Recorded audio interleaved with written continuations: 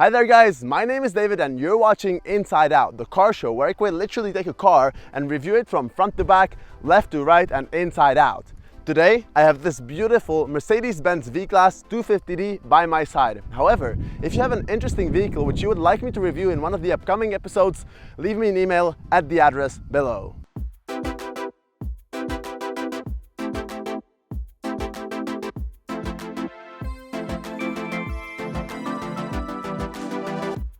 The first generation of the Mercedes Benz Vito started production all the way back in 1996, and since then, it has established itself as a leader of the luxury van market.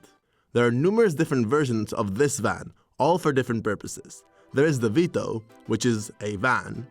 Then there is the V-Class or Viano, which is an MPV or multi-purpose vehicle, or in simple term, a van for passengers. And the Marco Polo, which is a camper van with a tent on the roof. I vividly remember when I was in preschool and one of the moms gave us a ride in a Viano where the back seats were facing each other, and I thought that it was the coolest thing in a car ever.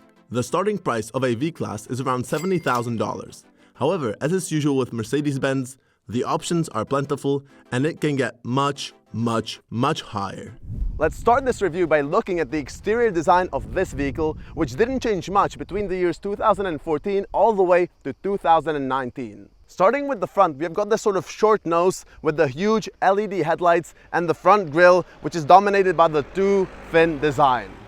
This is different to the AMG package model of this car, which has got only one fin, but personally, I think this looks way better. On the front, we have also got the Mercedes-Benz logo, which has got the retro look from the 1950s, and I absolutely love that. I also love the rims on this car, which I think look modern, sporty, and just better than on most other vans. And the only rim design which I prefer to this one is the one on the AMG models. And lastly, all around the car, there are different chrome bits and pieces, like this line over here going from the front to the back, or the chrome in the front, and I think they make the car look more luxurious and just good. One thing that I don't enjoy about the design of this car, and quite frankly most other cars as well, are those cheap looking front plastic fake vents. Mercedes, you didn't have to do that. Why did you put them in? But if I overlook this one minor faux pas with the fake vents, I think the overall design of this car looks so clean and timeless and better than any of the competitors on the market. But now let's go and have a look under the hood, which you access by going through the driver's seat and then pressing a lever down here and then just opening the hood up. Yeah, you just gotta find the latch, and then the bonnet just sort of opens up.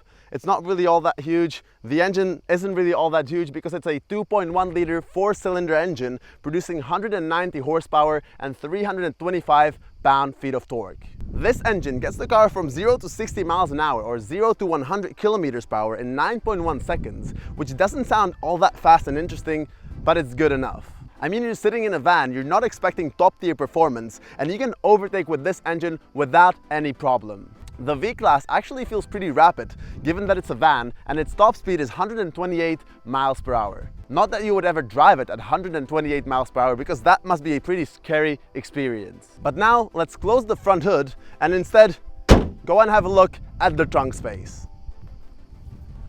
I really hope that you can see something from this side of the car because it's parked directly against the sun. But anyway, the V-Class comes in 3 different sizes. The normal, long and extra long, which sort of sounds like the sizes of the Subway sandwiches. But anyway, the standard version of the V-Class, which is this one parked here next to me, measures 4.9 meters. The long version is 5.1 meters long, and the extra long measures incredible 5.4 meters. This of course means that they all have varying trunk sizes. So this one over here, when all seats are in place, has 630 liters of luggage space. The long version, with all seats in place, has got 1,030 liters of luggage space, and the extra long version has got 1,440 liters of luggage space when all seats are in place. We have taken the last row of seats out of this car, so it now only has 5 seats and an incredibly large trunk. I mean, you can fit in bicycles, a bunch of golf bags, a whole ski set, and I don't know how much luggage. I mean, probably like 20 I don't know, like you can quite literally sit in here, lay down in here, do anything in here, and put anything in here. And this is only the standard version of this car, so I don't know how large the extra long version is. But anyway, my point is that there is always going to be enough boot space inside of this car, and because it's a Mercedes-Benz, you don't even have to close the trunk by yourself. How beautiful is that? The only disadvantage of having boot space this big is that anytime your friend is going to be moving places, he's most likely going to call you and your V-Class van to help him with all the stuff. One last point about the trunk: when it's open, it actually extends quite a bit to the back, so I mean you might not be able to open it everywhere. However, Mercedes-Benz engineers thought about that, and you can easily only open this part up and reach your bags without opening the whole thing. That's a pretty beautiful design decision right there. But now, let's go and have a look at the interior of this car.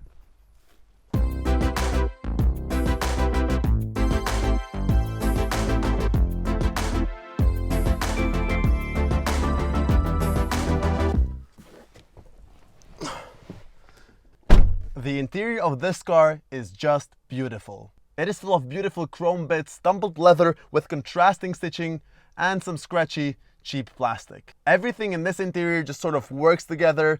There are beautiful lines and materials, and I just love it. But of course, this interior can be even more beautiful than it already is, because you can order it in full leather with carbon fiber bits everywhere, panoramic glass roof, and much more. The seats in this car are high and comfortable. They have these armrests over here where you can rest your arm.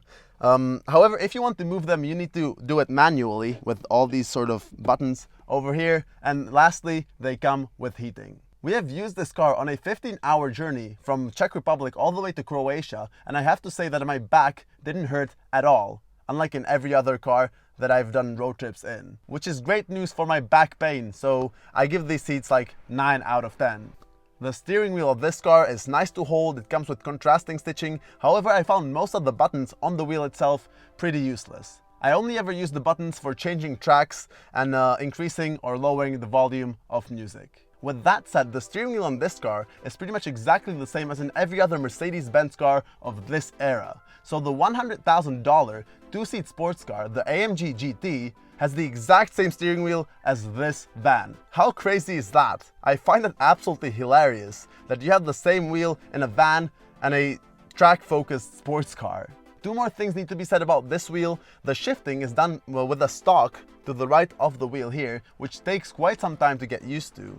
And one thing that I absolutely hate about the steering wheel are the shift paddles, which are tiny, plastic, and just cheap. And I don't think they had to be here in the first place, because you're driving a van and you don't need paddles to do that.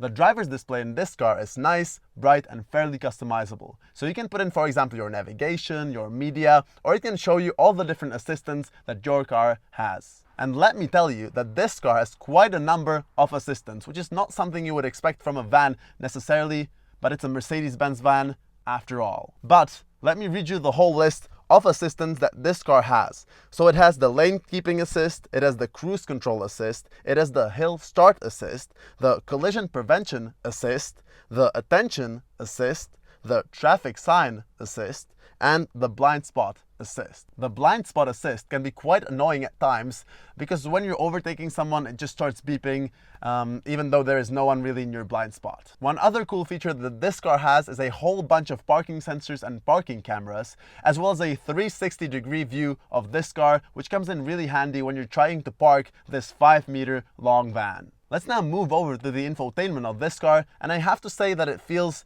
pretty dated. The screen itself is small, has huge borders, and doesn't feel neatly integrated into the dashboard at all. I mean, it just sort of feels as if they stuck a tablet to the dashboard. And yeah, that's pretty lazy in my opinion. Also, the infotainment cannot be controlled by touch, as in pretty much every other car, and instead you have to use this rotary dial and touchpad down here. It takes some time to get used to this system. However, it's pretty intuitive, and once you get used to it, it isn't all that bad. The graphics of the infotainment are good looking and high quality. and all the different menus just make sense and are easy to scroll through. One thing that's quite funny, and I would like to point out, is that one whole section of the infotainment is dedicated to the owner's manual, and I have the system in English. However, when I click on the owner's manual, it tells me that I cannot access the owner's manual in English and instead switches the language to Polish. I don't know if this is just a bug on this car, but I find it pretty hilarious that you cannot access the owner's manual in English, pretty much the international language, and instead it switches you to Polish. So yeah, that's that. One other thing that you can set inside of the infotainment is the interior ambient lighting. However, you can only set it to 3 different colors. You can set it to white, blue, and yellow. So if you don't like any of these colors, well then I suppose get a different car? Below the infotainment are the climate controls, and they are nicely organized and feel so premium to touch. The buttons are made out of aluminum and make this really satisfying click when you use them. So yeah, that's amazing. But since I'm filming this video out here in Croatia, where we road trip all the way from Czech Republic, let's talk about the road trip essentials. As standard, this car comes with 7, 8, or 9 seats. There are 2 USB ports to charge your devices and 6 cup holders to store your drinks. The 2 cup holders in the back are sort of difficult to access, but that's a story for a different time. So let's now move to the back and talk about the rear seats. As I've said earlier, we have currently got the car in the 5-seat configuration. However, you can always add an extra row of seats, either in the direction of travel or opposite to the direction of travel. And opposite to the direction of travel is always cooler in my opinion, because it just makes this car feel like a true executive van. I don't know if you can see it in the frame, but the legroom here in the back is truly absolutely incredible. I can fully stretch my legs to the front, I can put the armrest down and just feel like a true VIP back here. In comparison to the front, the seats back here aren't heated, and there is quite a lot less storage room because there is sort of shallow storage over here and there are these tiny nets behind the seats, but you cannot really fit anything in them. To fully immerse you in the luxury van experience, there is a huge screen back here which pops up from the ceiling and on which you can watch movies or just do some of your work. I'm not sure that this feature is all that useful in 2020 when everyone has got movies on Netflix on their phone or tablet, but it still makes you feel pretty special that you can watch movies while someone's chauffeuring you around the city. 2 last things about this rear area over here. The windows are tinted so no one can see from the outside in, and the doors are pretty heavy and difficult to close. So if you have some passengers who have not been in this van before, they might struggle with closing the doors properly. And lastly, we all know that Mercedes-Benz just loves their logo. They are the car company that wasn't satisfied with just putting their logo on the front of the car once, and so started putting it on the front twice. But what is the total branding tally on this Mercedes Benz V-Class V250d? 17. And that is everything for today's episode of Inside Out with this Mercedes Benz V-Class V250d. If you enjoyed it, give it a thumbs up and subscribe to my YouTube channel for more automotive reviews and content on a weekly basis. And as always, hopefully, see you next time.